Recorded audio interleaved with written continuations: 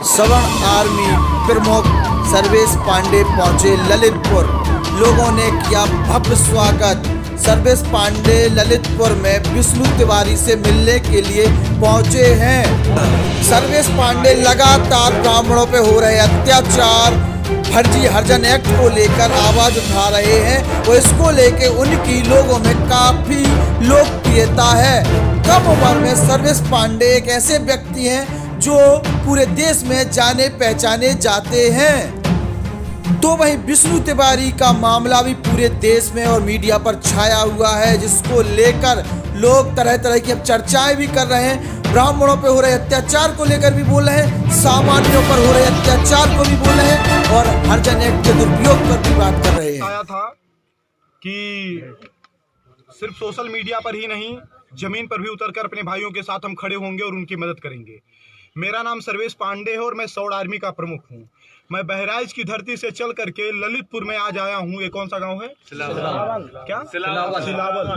ललितपुर के सिलावल गांव में आया हूँ।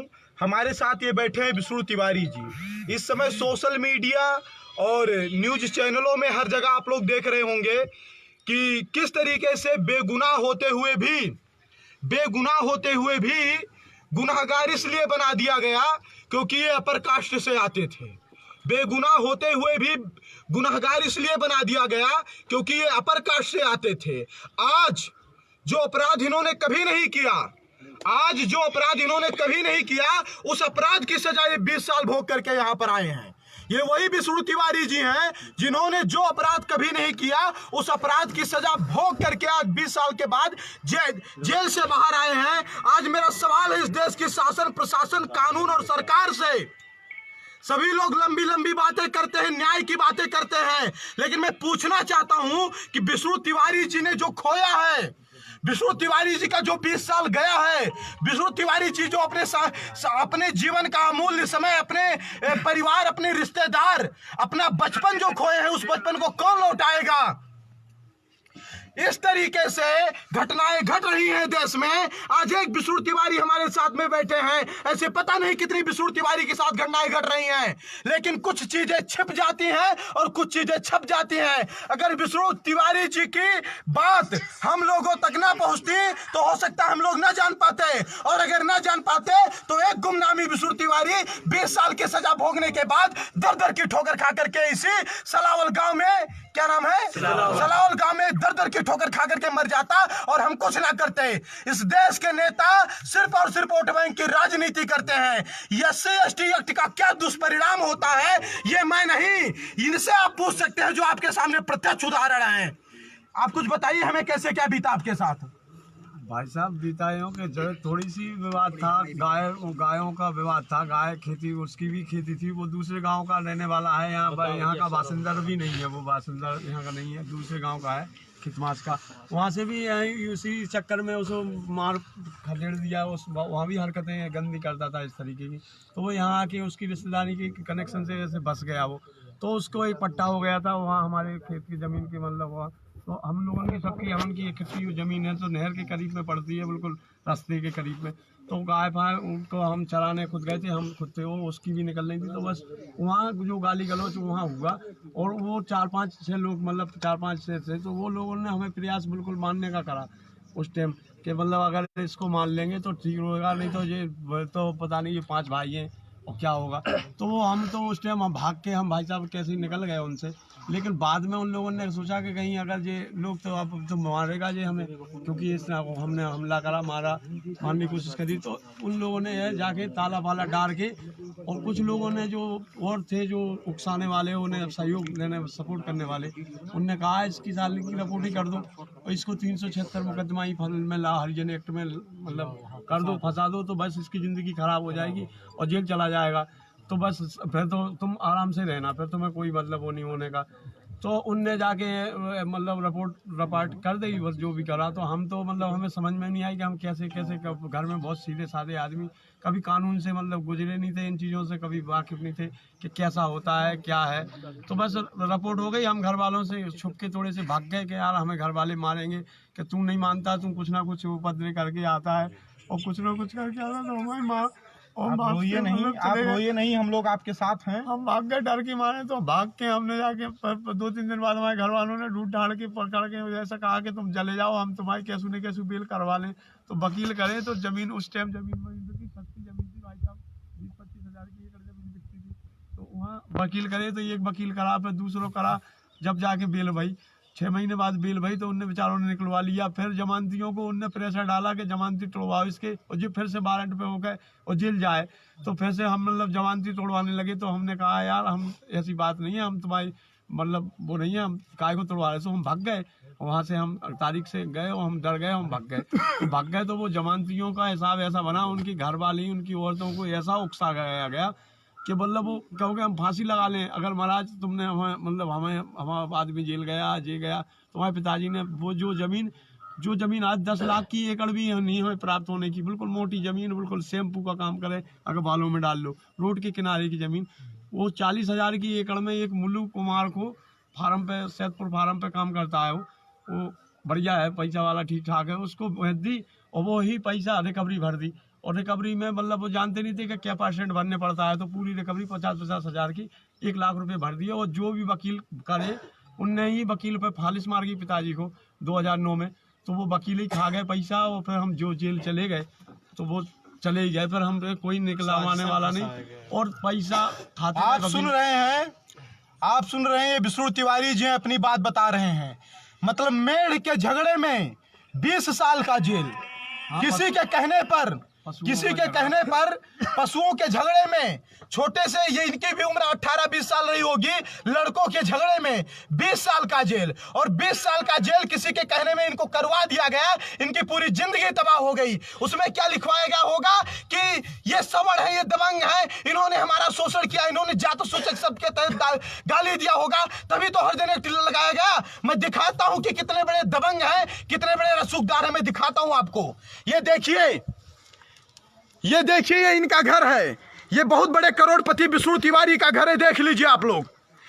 ये अंबानी अडानी के रिश्तेदार विष्णु तिवारी का घर है, देख लीजिए आप लोग।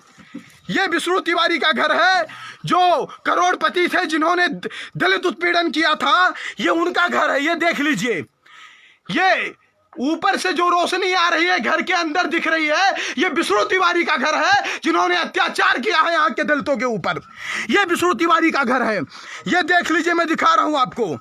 ये घर है, इधर से बाउंड्री तक नहीं है इनके घर में कि इधर से अगर कोई पशु आ जाए तो पशु कैसे आएगा, कैसे नहीं जाएगा, ये अपनी सुरक्षा कैसे करेंगे। ये विष्णु तिवारी का घर है और उस विष्णु तिवारी को जेल के अंदर डाल दिया गया। शेयर करिए, आवाज एक एक तक पहुंचाइए। अकाउंट नंबर मैंने विष्णु तिवारी जी का डाला है, अकाउंट नंबर मैंने विष्णु तिवारी जी का डाला है। समाज के अगर आप हैं तो समाज का हाथ थामिए और सहयोग करिए, सरकारों पर मत निर्भर रहिए। ये वोट बैंक की राजनीति करने वाले गद्दार नेता, मक्कार नेता, ये कभी समाज के साथ नहीं खड़े होंगे। हमको आपको समाज के साथ खड़ा होना होगा। आप 1 रुपया, 2 रुपया, 10 रुपया, 100 रुपया जो भी दे सकते हैं, क्योंकि अपने इस भाई का घर बनवाना बहुत जरूरी है। क्योंकि हो सकता है अभी थोड़ा बहुत छांव मिल रहा हो इस एक खप्पड़ के, इस फूस के घर में, लेकिन जब ये गिर जाएगा इस बारिश के मौसम में तो ये कहाँ रहेगा।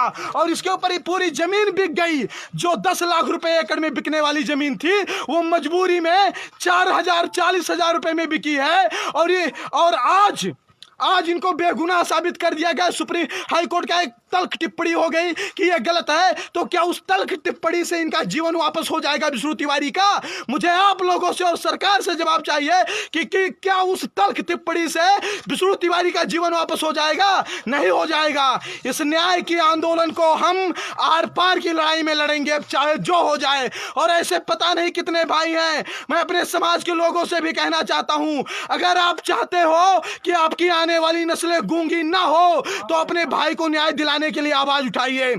मेरी मांग है सरकार से 50 करोड़ रुपए कम से कम भाई को मुआवजा मिले। ये इनका जो मान सम्मान गया है, इनके बच्चे जो भगाए गए हैं गांव में, इनके बच्चे लोगों के घर में बैठने नहीं पाए क्योंकि ये बलात्कारी के भतीजे बताए जाते थे, गद्दार के भतीजे बताए जाते थे। इन बच्चों को कभी बैठने, यहाँ आइए, क्या कहते थे लोग आपके साथ? बोलना नहीं आता क्या? क्या कहते थे लोग? सर हमको स्कूल में नहीं पढ़ाया गया है, यही बोलते थे नहीं, इनके चाचा ने बलात्कार किया है, हरिजन एक्ट लगा है। सर हमको घर परिवार छोड़कर सर मजदूरी करने के लिए बाहर जाना पड़ा, हम लोग पढ़ लिख नहीं पाए, हमारे पिताजी लोग वगैरह खत्म हो गए, दादा दादी खत्म हो गए सर, हमारा सर कुछ बचा ही नहीं है सर। देखिए क्या मजबूरी रही होगी जब एक 5 साल का लड़का 7 साल का लड़का प्राइमरी स्कूल में मॉन्टेसरी स्कूल में पढ़ने जाता रहा होगा और वहां पर यह कह करके उसको भगा दिया जाता रहा होगा कि तुम्हारे चाचा बलात्कारी, उन्होंने बलात्कार किया है। तो इस छोटे से बच्चे के दिल पर क्या बीती होगी? एक विष्णु तिवारी का नहीं, पूरे परिवार की जिंदगी बर्बाद कर दी है इस हरिजन एक्ट ने और झूठे बलात्कार के आरोप ने। इसकी भरपाई कौन करेगा, मैं पूछना चाहता हूं। तो मेरे समाज के लोगों से निवेदन है कि आप लोग जितना भी बढ़ चढ़ करके अपने इस भाई की सहयोग कर सकते हैं करिए। हम उन लोगों के ऊपर जो भी वकील, जो भी जज और जो भी अधिकारी इसमें शामिल थे, सबकी लिस्ट निकलवा कर सबके ऊपर कार्रवाई करवाई जाएगी, क्योंकि हम जब तक न्याय नहीं लेंगे तब तक शांति से नहीं बैठेंगे। विष्णु तिवारी जी का घर है, देख लीजिए, यह घर बनवाना जरूरी है, सरकारों के ऊपर निर्भर रहने से काम नहीं चलेगा। विष्णु तिवारी जी का घर है और आप सभी लोग सहयोग करें, बढ़ चढ़ करके अपने भाई का ये घर बनवाना है। चाहे जो देखिए ऐसे खाना पानी यहाँ पर बनता है, देखिए इधर पानी टपकने लगता है, ये विष्णु तिवारी जी का घर है। अब आप लोग मुझे बताइए कि ऐसे क्या ये विष्णु तिवारी जी ये शोषण कर सकते हैं? कौन आप? छोटे भाई ये है विष्णु तिवारी का जी वाला है, विष्णु का अच्छा भाई का है। कौन वाला? ये किसका? विष्णु तिवारी का। अच्छा, ये विष्णु तिवारी के भाई का घर है जो यहाँ रहते थे। विष्णु तिवारी का घर ये है, ये देखिए, ये घर विष्णु तिवारी का है जो घर गिर गया है। तो उसमें अब गोभी और ये 2-4 सब्जी बोकर बैठा दिए। ये देखिए, ये विष्णु तिवारी का घर है, देख लीजिए आप कितना बड़ा अत्याचार हुआ। जिस व्यक्ति ने जेल के अंदर से अपने मतलब मरी हुई माँ का मुंह नहीं देखा, क्या बीता होगा उस बेटे के दिल पर। अभी मैं सुन रहा था, मेरे आंखों में आंसू आ गए। तो मैं एक निवेदन बस करना चाहता हूं, मेरी ये बात, मेरी ये आवाज जहां जहां तक जा रही है, अपने इस भाई को न्याय दिलवाने के लिए आगे आइए, हाथ जोड़ करके निवेदन है। क्योंकि आज अगर आप नहीं आएंगे तो स्थिति बहुत खराब है। ये भाई साहब आर्थिक स्थिति के अभाव में साधु हो गए, मांग करके किसी तरीके से अपना जीवन यापन कर रहे हैं और खाना पानी खा रहे हैं। बताइए, इतना बड़ा अत्याचार बर्दाश्त करने के बाद वह व्यक्ति जिंदा है, इतना बड़ा अत्याचार बर्दाश्त करने के बाद वो व्यक्ति जिंदा है। आज उसकी प्रतिष्ठा चली गई, गांव में उसे कोई बैठने नहीं देता था, गांव में उससे कोई बात नहीं करता था। अब क्या उसका वो 20 साल, क्या उसका मान सम्मान कोई उसे वापस दिलवा सकता है? नहीं।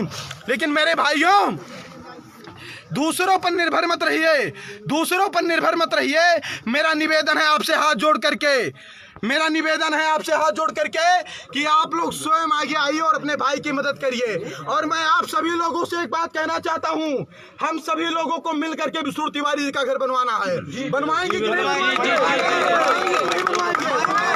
अकाउंट नंबर विष्णु जी का इसमें डाल दिया है, सभी लोग सहयोग करेंगे, वो पैसा आएगा। आप लोग लोकल में इकट्ठा करेंगे, वो पैसा आएगा। जिस दिन नींव पड़नी होगी इस घर की, नींव की ईंट रखने में आऊंगा और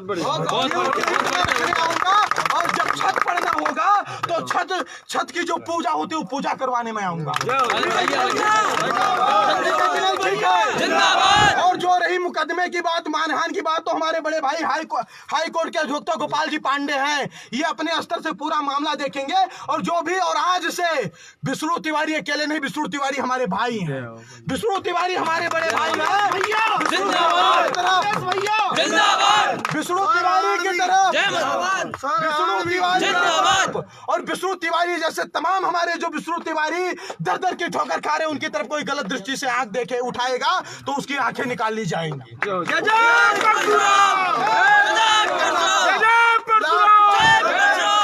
लास्ट बार हाथ जोड़ करके निवेदन है, आप लोगों ने कई बार कहा कि भैया जो सहयोग चाहिए ले लीजिए, आपका भाई बस से चलता है, रिक्शे चलता है, ठेले चलता है, लेकिन कभी अपने लिए सहयोग नहीं मांगा।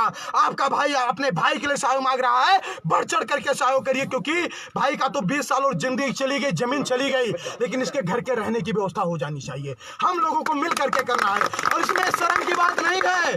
अपनों की मदद हम नहीं करेंगे तो दूसरा कौन करेगा? और अब आइए सामने, जो लोग यहाँ नहीं पहुंच सकते ललितपुर में, वो अपने घर से अपना पेट हमारी टीम अपने अकाउंट नंबर से अपने बैंक से जाकर के थोड़ा सा ही सहयोग, जैसे राम मंदिर निर्माण के लिए चला था, वैसे विष्णु तिवारी जी के घर के निर्माण के लिए सहयोग। अपनी शब्दों के साथ गाड़ी को विराम दूंगा। भारत माता की जय, वंदे मातरम।